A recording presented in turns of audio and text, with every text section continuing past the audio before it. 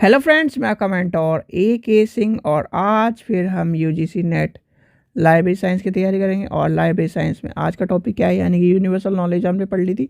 आज हमें पढ़ना था आगे, उसी आगे नेचर एंड एट्रीब्यूशन और modes of formation of subjects, ये हमें पढ़ना है। तो अगर हिंदी में कहें तो हिंदी में क्या कहते हैं, ज्ञान जगत कहेंगे से ज्ञान जगत, यानी कि यूनिवर्सल ऑफ नॉलेज को क्या कहते हैं, ज्ञान जगत। और इसका क्या है, यानी कि ये क्या होते हैं, ये आपका हो जाएगा आपका एक तरह से विशेषताएं,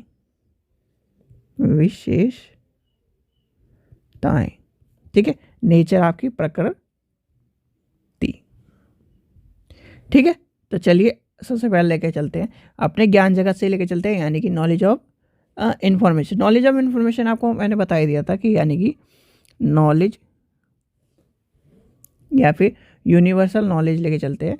यूनिवर्सल नॉलेज से लेके चलते हैं, नॉलेज ऑफ इंफॉर्मेशन से छोड़िए, आप इस टॉपिक से लेके चलते हैं यूनिवर्सल नॉलेज, यानी कि ज्ञान जगत। यानी कि ज्ञान जगत का क्या है, ज्ञान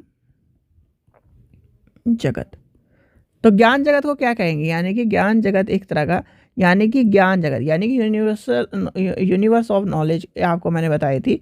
यूनिवर्सल नॉलेज और यूनिवर्स ऑफ नॉलेज, ज्ञान जगत, ये आपके कहीं ना कहीं इस टर्म से मान के चलिए कि यूनिवर्स यानी कि पूर्ण ज्ञान, यानी कि आप क्या बैठे हो, लाइब्रेरी के एक सेंटर में बैठे हो, और सेंटर के में बैठने के बाद आपके पास नॉलेज, यानी कि पूरे यूनिवर्स की नॉलेज आप क्या है प्राप्त करने के लिए एक तरह से उत्सुक हो। यानी कि जैसे एक पृथ्वी, यानी कि वास्तव में पृथ्वी पर मनुष्य को ऐतिहासिक रूप में माना जाता है, पर जो उसका रूप है, यानी कि मानव का जो रूप है, मानव क्या कर रहा है, सभी तरह की नॉलेज क्या कर रहा है, वो प्राप्त करने के लिए कहीं ना कहीं तत्पर है, जिज्ञासु है, यानी कि जिज्ञासु प्रवृत्ति का। जैसे कहेंगे ना कि मानव क्या है, मानव एक जिज्ञासु प्रवृत्ति का प्राणी है, जिसमें क्या है, ज्ञान की प्राप्ति के लिए या फिर ज्ञान को प्राप्त करने के लिए जिज्ञासा उत्पन्न रहती है, यानी कि नई नई चीज़ों को सीखने के लिए ज्ञान यानी कि जिज्ञासा उत्पन्न रहती है। इसीलिए हम क्या कहेंगे, universe of knowledge. Universe of knowledge इसलिए कहते हैं, यानी ज्ञान इनका भंडारण के तौर पर माना जाएगा, ठीक है। तो चलिए आगे चलते हैं। आगे आता है आपका प्रकृति, यानी कि नेचर। नेचर आपका कैसा होगा, नेचर, यानी कि अब आता है यूनिवर्स ऑफ नॉलेज के प्रकृति कैसे होगी। यूनिवर्स ऑफ नॉलेज की प्रकृति में सबसे पहली बात होगी, वह सभी, यानी कि वह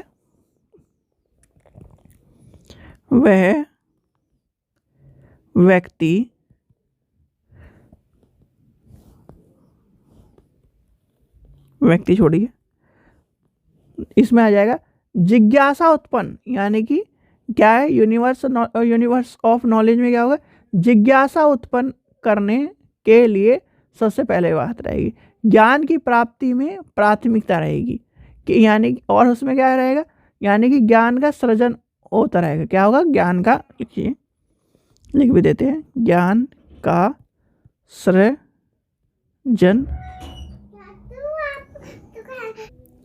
तो प्रकृति यानी कि प्रकृति किस तरह की होगी, प्रकृति कैसे होगी, प्रकृति एक तरह से ये मान के चलिए सार्वभौमिक होगी। प्रकृति कैसी होगी, ज्ञान की सार्वभौमिक होगी, यानी कि एक तरह से लिखिए सार्वभौमिकता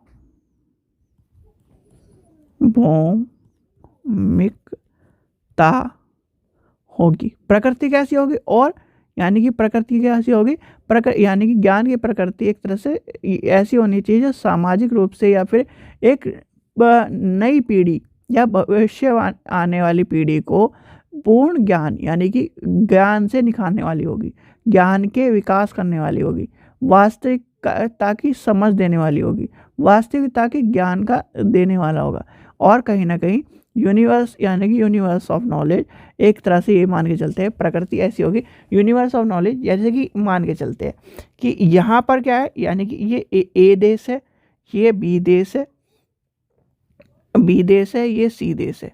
और इसमें जितने भी प्राणी पैदा हो रहे हैं यूनिवर्स ऑफ नॉलेज में, कहीं ना कहीं ज्ञान के जो सागर होगा या फिर ज्ञान की जो यानी इंफॉर्मेशन होगी, वो कहीं ना कहीं पीढ़ी को निर्माता के रूप में माना जाएगा। और क्या है, ज्ञान के द्वारा जो इंफॉर्मेशन है वो सारी जगह एक तरह से सेम ही रहेगी।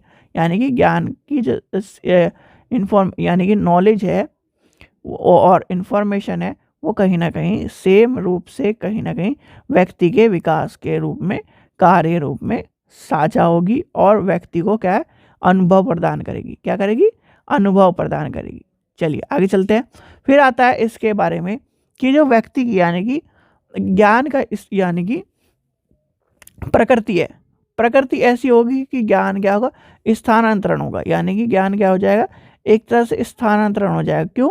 क्योंकि जब स्थानांतरण मतलब कि जब यहाँ से यानी कि एक स्थान से दूसरे स्थान पर परिवर्तित हो जाएगा। जैसे कि ये यानी कि मान के चलिए ये ए है पिता, ये क्या है बी, इसका सन है। तो यानी कि इसने इसको ज्ञान दिया, ठीक है, यानी कि ज्ञान दिया किसके, यानी ज्ञान क्या होगा, स्थान, एक स्थान से दूसरे स्थान में स्थानांतरण यानी परिवर्तन हो जाएगा। यानी कि एक one edge to another edge में।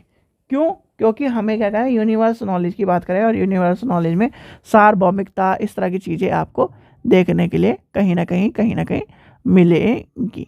चलिए आगे चलते हैं। आगे नेक्स्ट क्या था आपका, नेक्स्ट था आपका विशेषताएं, एट्रीब्यूशन। ठीक है, अब विशेषताओं में क्या आ जाता है, यानी कि अगर इसकी विशेषता लेके चले तो विशेषता में आपको देखने के लिए बहुत सारी चीज़ें मिलेंगी। क्या क्या मिलेंगी? सबसे पहले आपकी आ जाती है ज्ञान जगत की विशेषता। यानी कि ज्ञान जगत की विशेषता में आपको क्या पढ़ना पड़ेगा, एक तो क्या है प्राकृतिक ज्ञान, मानवीकृत ज्ञान और सामाजिक ज्ञान पढ़ने पड़ेंगे। क्यों? क्योंकि जो इसकी विशेषता है, मानव कुछ भी क्या है, मानव कुछ भी निश्चित दिशाओं में विचार का ज्ञान की प्रवृत्ति करता है। मनुष्य प्रकृति व स्वयं समाज का अध्ययन व परिश्रम यानी एक तरह से परीक्षित करता है। क्यों? क्योंकि भाई आप ये क्या मान के चलते हैं, ज्ञान की एक तरह से वो परीक्षा देता रहता है हर टाइम। मनुष्य द्वारा प्रकृति के अध्ययन में प्राकृतिक विज्ञान स्वयं से अध्ययन करता है, मानवीय कृत में, और जो समाज के अध्ययन में सामाजिक ज्ञान। एक तरह से ये क्या करते हैं, विकास के लिए महत्वपूर्ण है। जैसे कि लिखते हैं इसमें आपकी विशेषताओं में आपको देखने के लिए मिलेगा ये विशेषता। सबसे पहले आता है मनुष्य जो है, यानी कि मनुष्य प्लस प्रकृति। प्रकृति में क्या आ जाएगा, प्राकृतिक ज्ञान, प्राकृतिक विज्ञान। दूसरे में क्या आ जाएगा, मनुष्य प्लस मनुष्य मानव किए, मनुष्य प्लस समाज, सामाजिक विज्ञान। तो ये आपके कहीं ना कहीं इसमें आ जाएंगे। फिर आगे चलते हैं, तो आगे इसकी क्या है, इसके विशेषताओं के बारे में बताया गया है। विशेषता लिखिए। तो सबसे पहले अगर विशेषता लेके चलेंगे तो विशेषता में सबसे पहले यानी कि ज्ञान जगत की विशेषता में आप लिखिए ज्ञान जगत की विशेषताएं। सबसे पहले क्या आ जाएगा, गतिशीलता होगी। दूसरे नंबर पे क्या होगा आपका, अनंत होगा। ठीक है, तीसरे नंबर पे क्या होगा, निरंतर होगा, निरंतर चलने वाली प्रक्रिया। सॉरी, मैंने एक चीज़ भूल गया था, यहाँ पर क्या होगा, यानी कि प्रकृति गैस की निरंतर चलने वाली प्रक्रिया है। ठीक है, ये भी आपको पता होना चाहिए। फिर आ जाएगा बहुआयामी, बहुआयामी होंगे, बहुआयामी। जितनी भी आपको विशेषता में लिखी जा रही है ये कहीं ना कहीं इसकी प्रकृति का भी आपको देखने के लिए मिलेगा। स्व बंधुत्व। फिर क्या आ जाएगा, छठे नंबर पे क्या आ जाएगा, स्वामित्व।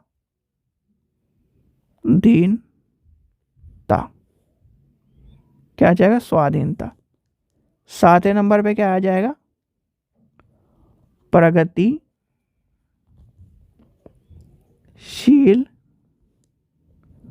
पृथक्करण। ठीक है, फिर आ जाएगा नेक्स्ट क्या आ जाएगा आपका? प्रगतिशील व्यवस्थापन। इसके बाद क्या आ जाएगा? नेक्स्ट क्या आएगा? समवर्ती प्रतिकीकरण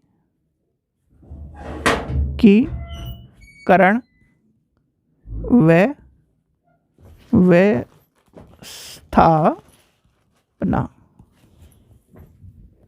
चलिए आगे देखते हैं, आगे क्या है? अब आ जाता है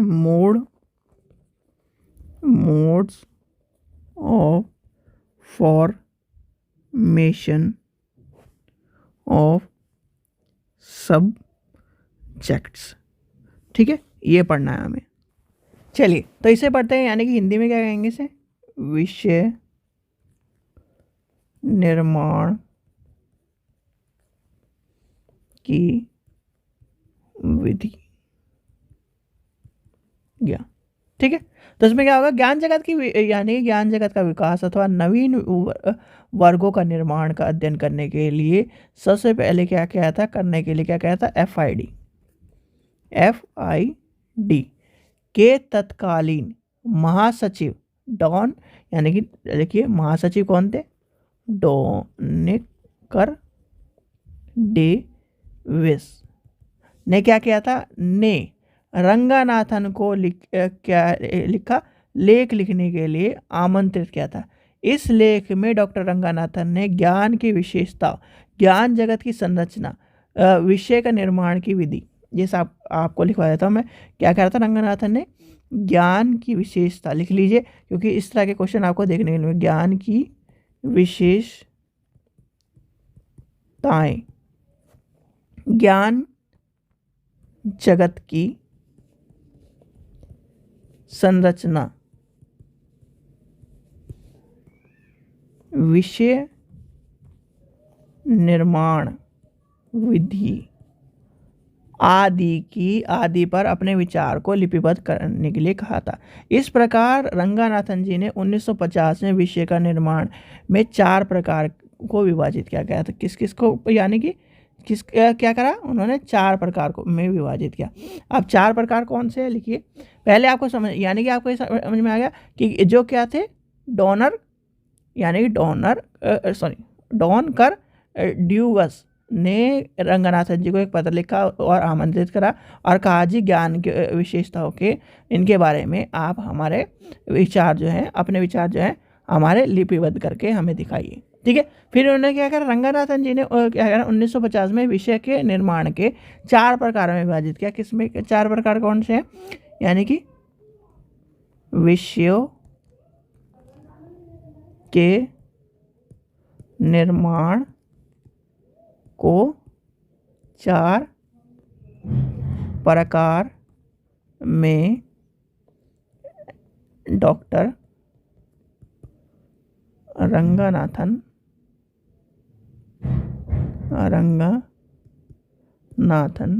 ने 1950 में विभाजित किया। पहला कौन सा है? नंबर 1 क्या है? शिथिल समुच्चय, यानी कि लो सिस असेंबलेज। दूसरा क्या है आपका? पलटीकरण,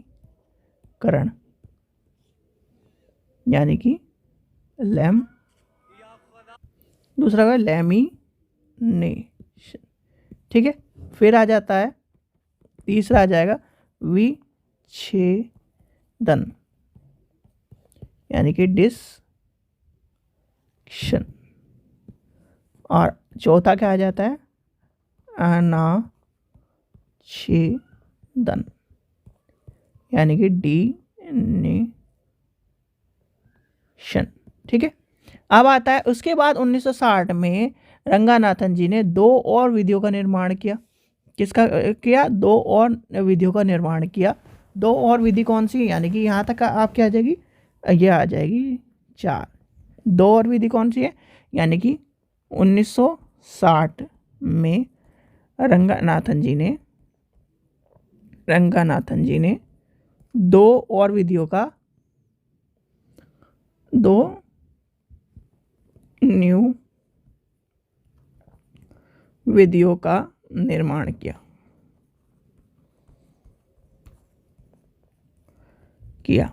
पहले इसके बाद इसमें कौन सी है? आसवन डिस्टिलेशन। दूसरी क्या आ जाएगी? विलियन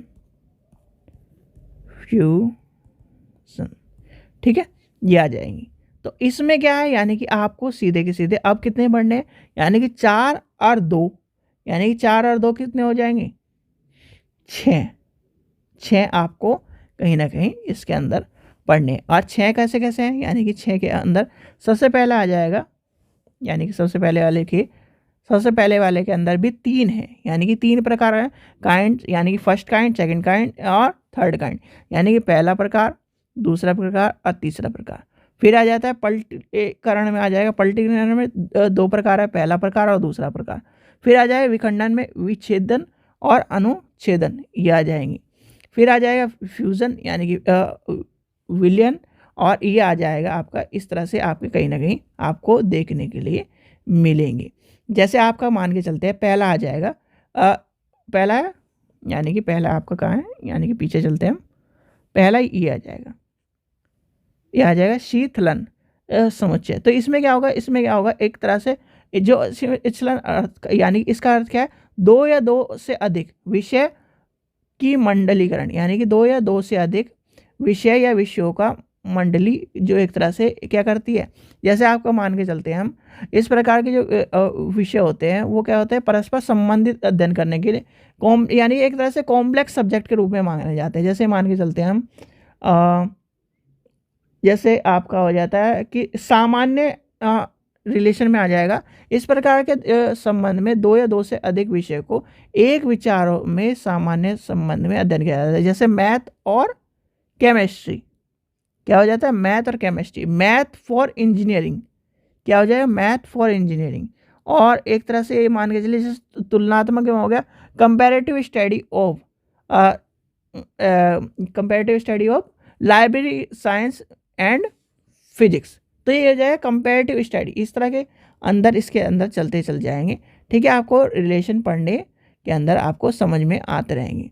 फिर आ जाता है कहीं ना कहीं आपको जब देखने के लिए मिलेगा आगे, जब सारी चीज़ आप समझ जाओगे तो इसके अंदर बहुत सारी चीज़ आपको देखने मिलेगी, यानी सामान्य संबंध, तुलनात्मक संबंध, प्रभावात्मक संबंध, एक तरह से विभेदात्मक संबंध, उपकरण संबंध, ये आपको कहीं ना कहीं इसके अंदर ही देखने के लिए मिलेंगे, जो आपके फर्स्ट काइंड, सेकंड काइंड और थर्ड काइंड है। फिर आता है सेकंड, आता है पलटीकरण, यानी इसमें क्या आ जाएगा, यानी कि लेमिनेशन शब्द का उत्पत्ति इससे हुई है, एक तरह लेमिनेशन यानी कि लेयर से, यानी कि अलग अलग लेयर के रूप में हुआ है। तो यानी कि ओवरलैपिंग आपने सुना होगा कहीं ना कहीं, इसमें एक तरह से जैसे सैंडविच में होती है ना लेयर, वैसे ही कहीं ना कहीं इसका जो रूप होता है पलटीकरण के रूप में या लेमिनेशन के रूप में समझा जाता है। जैसे कि मान के चलिए कोन हो गया, यानी कि एक तरह से कोन क्या है, मुख्य है, और फिर वो किसके अंदर आता है, एग्रीकल्चर के अंदर आता है। तो क्या हो जाएगा, कोन के अंदर हो जाएगा कोन एग्रीकल्चर। फिर एक तरह से मान के चलिए एग्रीकल्चर आ गया। एग्रीकल्चर क्या होगा, एग्रीकल्चर मान के चलते हैं कोई से भी स्टेट का मान के चलते हैं हम, जैसे उत्तर प्रदेश का एग्रीकल्चर है, तो उत्तर प्रदेश के एग्रीकल्चर उत्तर प्रदेश। और फिर कौन की बात करें, फिर कौन एग्रीकल्चर उत्तर प्रदेश। तो ये क्या है, लेयर बाय लेयर चलता चल रहा है नहीं। जैसे कि मान के चलते हैं, ये एग्जाम्पल आपको इस तरह से मान के चलते हैं, एक डब्बा हो गया, यानी कि पहला में क्या आ गया, पहले में सिर्फ कौन एग्रीकल्चर, ठीक है। फिर दूसरे में क्या होगा, हम एग्रीकल्चर कहाँ का पढ़ रहे हैं, अब एग्रीकल्चर यूपी का पढ़ रहे हैं, तो ये आ गया यूपी। फिर हम क्या पढ़ रहे थे, कौन के बारे में पढ़ रहे थे, तो ये आ जाएगा CORN कौन, एग्रीकल्चर, फिर आपका यूपी। तो यानी कि लेयर बाय लेयर चलती जा रही है। तो ये आपका कहीं ना कहीं यानी पॉलिटिकल इसके फॉर्म में आपको देखने के लिए मिलेगा। मेनली आपसे पूछा यही जाता है, यानी कि जो पूछे जाते हैं, वैसे तो आपको मैं जा रहा हूँ, ये सारे के सारे पॉइंट जो पूछे जाते हैं रंगनाथन जी के, ये पूछे जाते हैं पहले। यानी कि इसमें क्वेश्चन ये वाला भी आता है कि 1960 के रंगनाथन में नई विधि के निर्माण में कौन कौन से आए थे, तो ये पूछा जाता है। तो ये आपसे पता होना चाहिए, इतना आप डीपली मत जाइए, क्योंकि जो पूछा जाता है आजकल क्या है, स्मार्ट वर्क करो।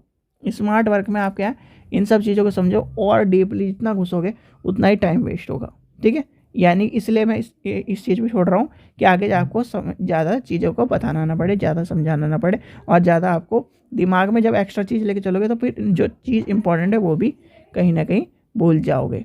ठीक है, तो ये आपको ये वाला क्वेश्चन याद कर लेना, एक क्वेश्चन के रूप में लेके चलना, और ये एक क्वेश्चन के रूप में लेके चलना।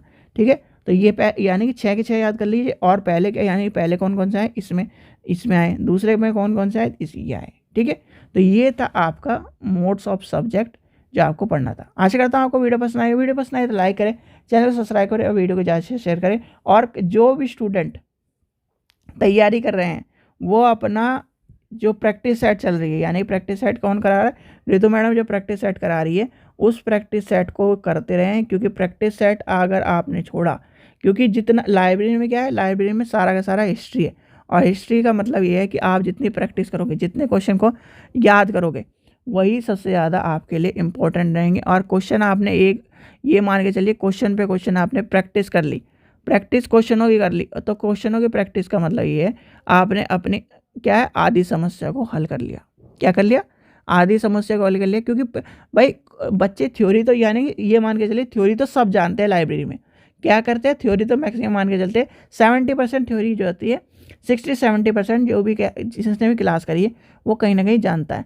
पर जो क्या है, क्वेश्चन आंसर यानी मल्टीपल में सबको ज़्यादा दिक्कत होती है। और मल्टीपल में आपको क्या करना पड़ेगा, जितने क्वेश्चन हैं वो कहीं ना कहीं क्वेश्चन आंसर लगाने ही पड़ेंगे। ठीक है बच्चों, चलिए, थैंक यू।